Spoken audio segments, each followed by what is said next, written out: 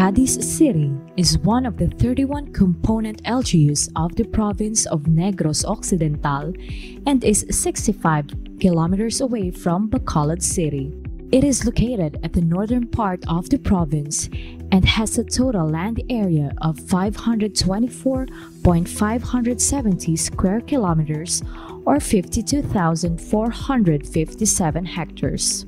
Being a second-class city with 22 barangays, 12 are rural and the remaining 10 are urban barangays. The city registered a total population of 130,478 based on the 2010 census of population, which is distributed to 29,715 households. The main source of income of families in the city of Cadiz comes from agriculture, through wages, salaries, farming, and fishing. The city of Cadiz is basically an agricultural community where 68.64% of its total land area is devoted to agriculture. Of that, sugarcane is the main industry, where 52% of the total agricultural land is being utilized. Fishing is another industry that boosts the economy of the city of Cadiz, and this is manifested by the presence of fishing vessels that docked in the port of Cadiz City and enterprises related to fishing. As to the geographical location, the city of Cadiz has a total of 242.19 kilometers roads, which is a combination of concrete, earth, and gravel, and 229 lineal meters bridges and overflows, since it is crisscrossed by 17 major river crossings which empties towards the Visayan Sea. Super Typhoon Yolanda, or internationally known as Typhoon Haiyan, is said to be the strongest tropical cyclone to make landfall on record and has caused widespread destruction in the Philippines. Packing winds with a speed estimated at 315 kilometers per hour or 195 miles per hour, Typhoon Yolanda struck the Philippine area of responsibility on Friday, November 8, 2013, and battered the Visayas Islands, including the province of Negros Occidental, where all 32 cities and municipalities, including the highly urbanized capital city of Bacolod, were affected in varying degrees. With storm signal number 4 hoisted in the northern part of the province, Cadiz City was heavily damaged, leaving them economically stressed. Rehabilitation of the city infrastructures had been initiated until the provincial government identified Barangay Kaduhaan as one of the priority area for PRDP implementation. During the groundbreaking ceremony of the approved rehabilitation of Barangay Kaduhaan to Sitio Aloyan Farm to Market Road, it was observed that this FMR has 2 major crossings, namely Bernadita Overflow or Sicaba River and Leticia Overflow, Dalayapan River. It was recommended by the project the need to upgrade the overflows in Dalayapan and Sicaba River along with the PRDP FMR sub-project.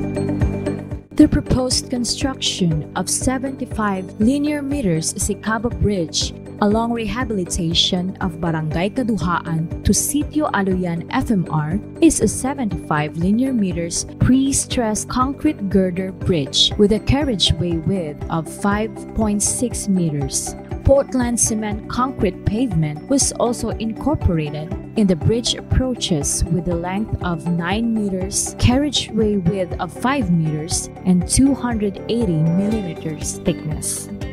The direct bridge influence area of the sub-project is estimated to be 877 hectares with 727 hectares devoted to sugarcane and the remaining area to rice and corn.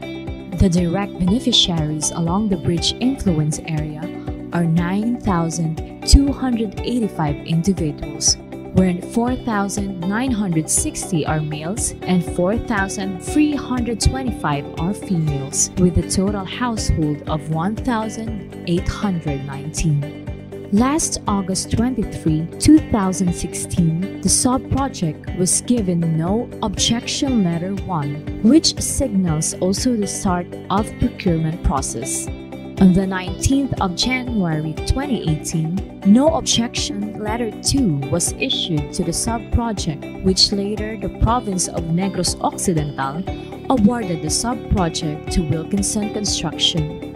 The construction commenced last May 26, 2018 with a contract cost of 36,937,960 pesos and 97 centavos.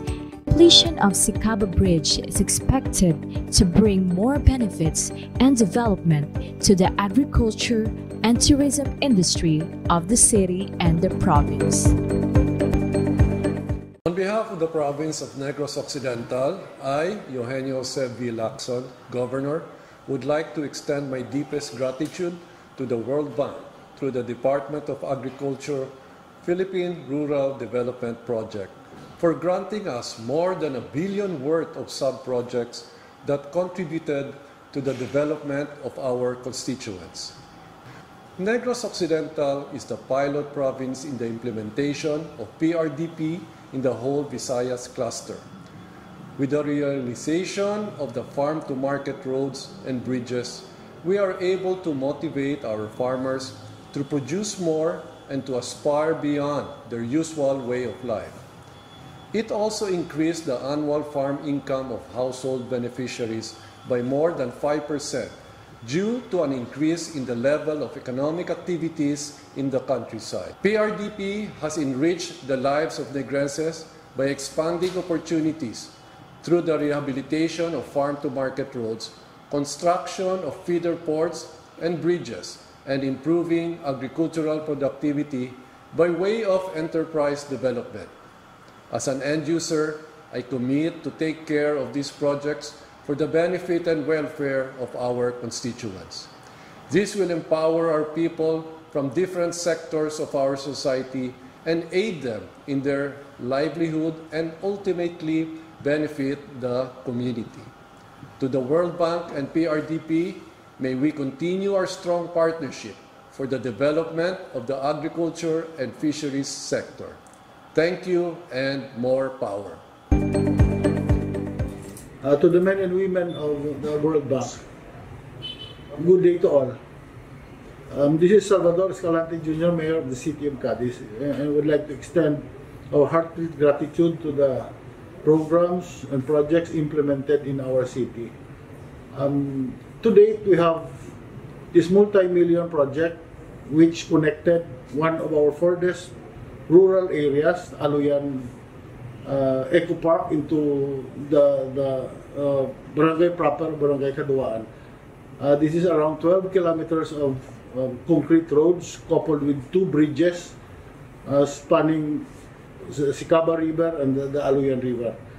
And this project has made a very big impact to the development of our city, most especially in that portion of our city wherein Barangay Caduaan was the last barangay that we declared as insurgency-free. That was only made possible because of the massive infrastructure programs implemented by government through the World Bank, through the PRDP project.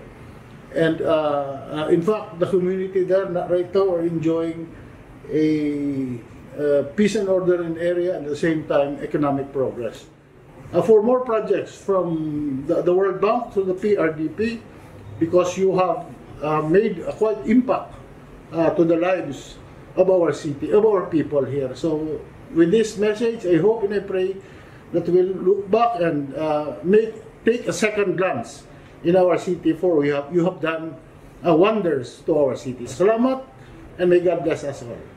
The construction of the 75 lineal meters Sicaba Bridge along Barangay Caduaan to Sitio Aloyan Farm to Market Road, funded by the World Bank through the DAPRDP, envisages the realization of the agenda for crop diversification, which is designed to correct the economic, pyramidal Negrense socio-economic structure. Rice production coupled with corn, bananas, high-value vegetables, and orchard will be given priority by the local agriculture office to respond to the need of the province, which is food security. An eco-agritourism park is now visible in the area, which lures investors for agro-industrial development, benefiting more than 3,165 direct farmer beneficiaries. And with this, we are proud to say that a once flooded overflow, now with overflowing socio-economic benefits. Una sa tanan ako yung magali si Rodolfo Escarten. Sa project nila nga gintuko na di, ari gid ako kayang balay ko, ari di mismo. Ginpibalogi ko nila antes sina nga magpatindog sila sang ng project ni ginkuan ko nila ginpibaloged. Likom sa ibalo nila gina-checking ko man mo ginalantaw ko baladay. Sir, nalantaw ko ang ilang nga pag-obra. Pero linggo daw ay matmis guro kay ang pag-obra nila solid na yan. Sila nga imagine mo ang mga kabilya na ang sidalom nga bahin. Tag 36 na ya. Ang kabilya ni na basta-basta. Triple nga mga kwan bla nilang pastar. Ang sa akon nga dang mga tanom ko di abi, pero daw okay man lang kami kay ang balay ko halin na di ginpahalin dito. Pero okay man lang ako kay na istorya naman ni Kap kag ang mga tanom ko di, way mat problema diri sa balay ko ginbayran gidya kay way makuti kasarangday mo pigado man ko. Ang nabulig sang Wilkinson sa akon, ginayo bala ko nila nga medyo tartanawon lang ang makuan nila. Ang ilang mga tinawo nila, mga gamit nila, amo na abi dason ginbulanan ko nila kay tinin mo ko drive. Ang ginbulanan ko nila ng 6,000 a month. Siling ko daw pasalamat man ko gan, pero way kuya mag-declare sila nga muna. Ang mga engineer amo na nang plastar sa akon. Ang pasalamat ko hindi hamak. Imagine sakto tong hambal ni Kap kay na ngang overflow magbaha perti kadalom. Masyado kadamo ang nadisgrasya dire. Imagine mo halin sa luyan umuran na magdulom, halin sa luyan kinaruyan si Kabamonte diri na tanan mabilog ang tubig. Ang pagpasalamat namo kag mga proyekto sa babaw hindi kalusot din nagpirilas na dio. Maayo pasalamat ako kay tingwaan nila kag magtaytay. Di kung siya magbaha ya ara makalusot ang proyekto kag ang mga tawo pumuluyo. Kung may mga emerensya, ara gidya makalusot gid. May aga sa tanan Salamat sa taga PRDP, taga DA kag especially ang sa LGU Before ako di ang kapitan sa barangay Kaduaan sang pagsugod gid sini sa akon niya pamansaraw hindi ko magpati nga ini nga project mangin matapos ini ukon matigayon kay tungod sang gasto nga perti kadako. Ang ako na masiling ini nga dalan sa dugid kadako sang bulig sa mga pumuluyo diri number 1 sa ila panggawi sang ila nga mga produkto halin sa babaw pakadto sa ubos. Kadamo sang mga development nga nahimo ta diri sa babaw sa aluyan like sinang sa Darba may ara nakita dira subong may mga ginadevelop da sila nga isa ka daw eco-tourism ina may ara sila da sa ila co-op tamo usang ila nga ginadevelop dira gina-promote ni sa aton syudad nga tungod sini sang dalan ang aluyan nangin sentro na sa subong natundi sa Cadiz lang sana damo na diri nagkaladto. Di kanami kag ang pangabuhi sang tawo isa ang tinad ng ila pangabuhi kag dason ang balyo sang duta. Sang una ang duta diri hindi ko ya magbakal 200 300 karon balo ka kunano 1,000 2,000 metro kwadrado ang galakat kag subong kadamo kita diri sang gina-propose may mga tubig kita nga natukiban sa aton nga syudad sa aton nga pinalangga nga mayor pwede kita ka tubig maka-supply hasta sa Kaduaan tungod sini sang dalan kun way ning dalan ti way giguro sang development ng Kaduaan kag ang Kaduaan isa man maswerte nga nasulod sa diri nga nag-una gid ang project sang PRDP Namo na nga that is why tungod man sa atong pinalangga nga gobernador nangin na successful o ko na tapos ini nga proyekto. Nakulba sa bagyo, ay nakulba sa baha, ini tayo makatabok na aton mga kabataan, aton mga tao.